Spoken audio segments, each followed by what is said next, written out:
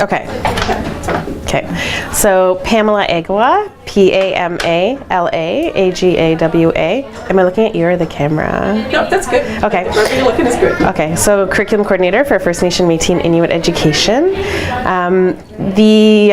The project with Wabgon has been so fun to be a part of, and I think the most exciting pieces for me as an educator to see is the authentic learning that's coming out of it. I think the big message is that I think things have to be messy first before authentic learning can happen, and sometimes our best learning happens when we just let it be, and that's something that I definitely have learned. What I'm also noticing is the level of confidence with the students around mathematics is increasing, and it's so exciting to see that energy change in the room, and I see them more confident in them recognizing patterns and seeing even where their mistakes might have happened and how that they could correct that mistake to then further develop that pattern. I think for me the most exciting part to watch is even just how our artist Lynn has really come into her role as the learner and the educator, and I love watching how she already has those patterns developed in her mind, and she knows how to start those conversations. And one thing that I saw on Tuesday that I didn't think about was treating that grid, and I know it's a grid, but I never thought of it as the Cartesian plane and that we can actually identify coordinates in it. And Lynn brought that out of the students so naturally and organically that it got me really excited about the next day and what they would learn. In terms of the student learning, I think that as teachers we have to learn how to step back and how we just sit beside, learn beside them, and that's when really they're learning their best, and letting them work through their thoughts and their thinking, and that's going to take time, and so we have to just allow that time for it to happen and not rush to the end, and then when that happens they retain that knowledge much better. I did miss yesterday, so I feel a little bad. No, that's great. That's great.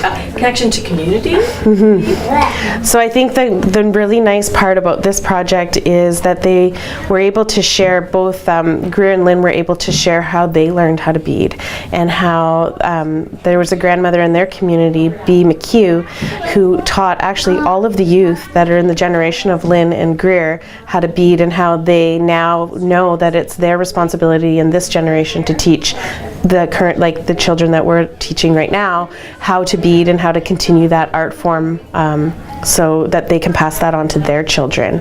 And I know now, I almost feel like we renewed an energy within them to think about that, and then they never had thought about that the school could be a place where they could explore that.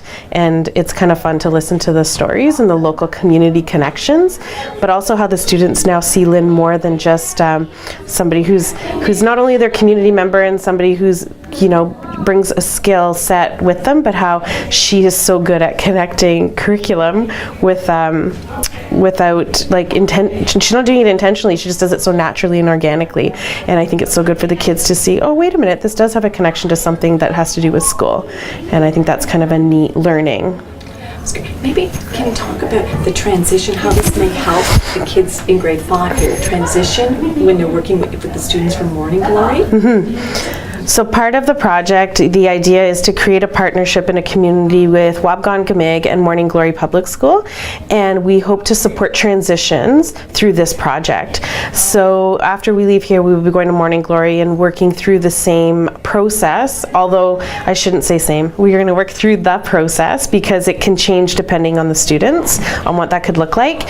But we're really excited for when we bring the students all together to share the learning journey and see how different it was and maybe how similar it was, and we're going to help build that foundational relationship between the Wabgon students and the Morning Glory students so that we can support that transition process in a good way. That's fantastic. Okay. That's good. Okay. No,